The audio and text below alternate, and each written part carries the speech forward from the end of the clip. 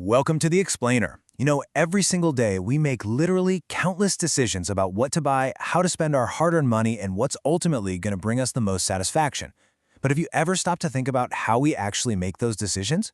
Well, today we're unpacking the theory of consumer behavior, exploring the fundamental economic problem of how we decide exactly what to purchase. Picture this everyday dilemma. You're standing right in the middle of a grocery store. You've got a limited amount of cash in your pocket, and you're staring at this massive display, trying to choose between items, like bananas and mangoes. Which do you choose, and exactly how many of each? It's crazy to think about, but our brains are constantly running complex calculations behind the scenes to answer this exact question. Okay, let's dive right into this and map out our shopper's journey for today. First, we'll tackle the problem of choice, then we'll look at measuring consumer utility, followed by the budget set limit, finding the optimal choice, and finally, we'll wrap up by deriving the demand curve. So, kicking things off with Section 1, the problem of choice. Unlimited wants, limited means. In economics, it boils down to this. What we end up buying depends entirely on our personal preferences and what our wallets can actually afford. This is known as the problem of choice. You can see this humanized in everyday transactions. Underneath all the complex academic theory, our brains are just constantly calculating value on the fly, balancing our totally endless wants against strict prices and budgets. Now, to keep the analysis simple and easy to visualize, economists usually strip this down to a two-good model. Any combination of the amount of two goods is called a consumption bundle. For instance, let's say our first good, X1, is bananas, and our second good, X2, is mangoes. A consumption bundle is just a specific grouping of the two, like looking at a bundle of exactly 5 bananas and 10 mangoes. Moving right along to Section 2, measuring consumer utility, the satisfaction metric. So why do we even want these bundles in the first place? Well, it's because of utility, which is just a fancy way of saying the want-satisfying capacity of a good. But here's the catch. Utility is completely subjective. A room heater has immense utility in the dead of winter, but absolutely zero in the middle of summer. So how do we actually measure that satisfaction? We basically have two theoretical approaches here, cardinal utility and ordinal utility. Cardinal utility assumes you can express satisfaction in exact numbers, like saying, oh, this shirt gives me exactly 50 units of utility. But let's be real, that is rarely how our minds actually work. Ordinal utility, on the other hand, is simply about ranking bundles without those exact numbers. You just know, intuitively, that you prefer bundle A over bundle B. And honestly, this is a much more realistic reflection of how our brains rank choices in the real world. Now, what's really interesting here is how the textbook math works out when we do use that exact cardinal approach.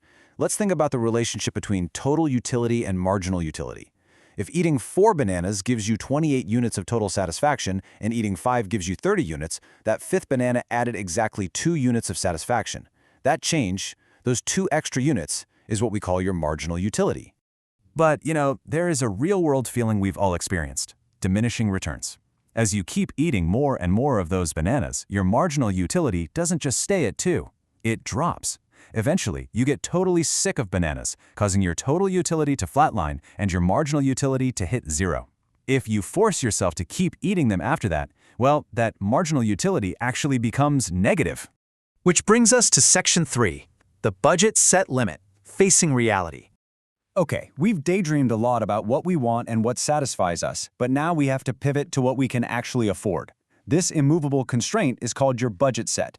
It's essentially the collection of all the different bundles that you can afford to buy with your current income at the prevailing market prices. The math here is incredibly straightforward. The cost of your bananas plus the cost of your mangoes simply cannot exceed your total income. It is the absolute hard boundary of reality. Next up is Section 4, finding the optimal choice, the sweet spot. This right here is the climax of the chapter. It's where we bring our subjective personal preferences and our rigid budget set crashing together. So how do we find that rational sweet spot? We break down the logic step by step. First, we identify your well-defined preferences, which economists visually map out on an indifference curve. Second, we identify your constraints, your budget line. Finally, we just find the highest possible point on that budget line. A truly rational consumer who always prefers more to less, someone with monotonic preferences, will always pick a point exactly on the budget line, never below it. Because think about it, leaving money unspent just means leaving potential satisfaction on the table. And finally, Section 5, deriving the demand curve from individual to market. Now we're going to zoom out from the individual level to ask a bigger question. How does this highly personalized optimal choice shift when overall market prices change? This brings us to an absolute cornerstone of economics, the law of demand. The law of demand highlights the negative relationship between the price of a commodity and the quantity demanded. And it's a super intuitive reality. As the price of bananas falls, assuming your income stays exactly the same, your willingness and ability to buy them naturally rises. We can actually express this conversationally through a simple linear demand equation. Demand at price P equals A minus B times P. Think of A as your baseline demand. It's the absolute maximum you would demand if the price was essentially zero. And that minus B part, that's the slope. It shows exactly how fast your demand drops off for every single dollar the price increases. So the absolutely crucial point here is understanding the difference between moving along this curve versus shifting the entire curve itself. A movement along the curve happens only when the price of the good itself changes. But a shift in the entire curve, that happens when outside factors change. Like, say, if your overall income goes up or your fundamental preferences change entirely. Let's look at a real-world application of those shifts. What actually happens when your income increases? Well, it kind of depends on the good. For normal goods, the demand curve shifts rightward, meaning you buy more of them simply because you're richer. But for inferior goods, the demand curve actually shifts leftward. Because you have more money, you actually leave those lower quality budget goods behind. It's just wild how much hidden math and theory drives our daily lives, isn't it? So I want to leave you with this final thought.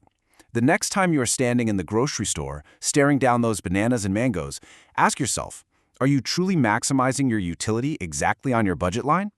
Keep that in mind next time you shop. Thanks so much for joining me on this explainer, and as always, keep observing the world around you.